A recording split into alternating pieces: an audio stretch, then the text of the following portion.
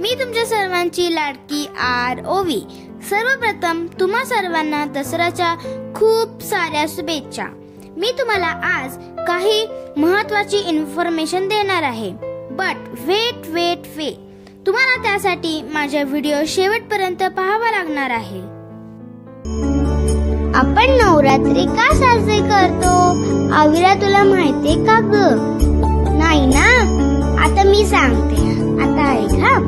अश्विन शुद्ध प्रतिपदा ते नवमी महिषासुर नावाचा जो राक्षस होता ना, त्याच्याशी युद्ध केले देवीनी.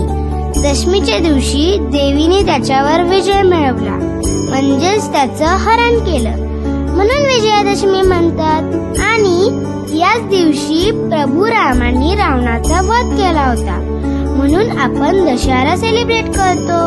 तर दशहरा का? तर रावण होता 10 तोंडाचा. 10 तोंडाच्या रावणाला हरवलं, म्हणून दशहरा. या उत्सवाच्या रूपाने तिला आपण जागर करतो. अविरा, आपण शस्त्रांची पूजा का करतो माहितीये का ग तुला? ऐका आता.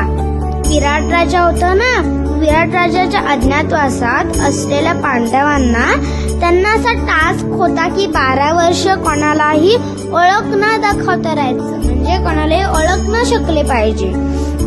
जर ओळखलं तर परत 12 वर्ष वनवासात जावं लागेल, आणि ते वनवास त्यांनी पूर्ण केलं.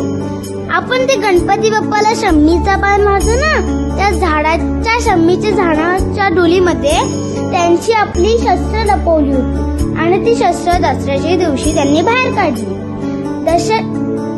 दिवशी आपण शास्त्रांची पूजा करतो, जसे की आपली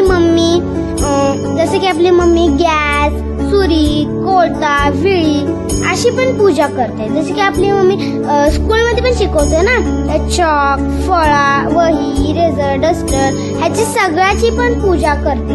म्हणून आपण असा हा दसरा साजरा करतो.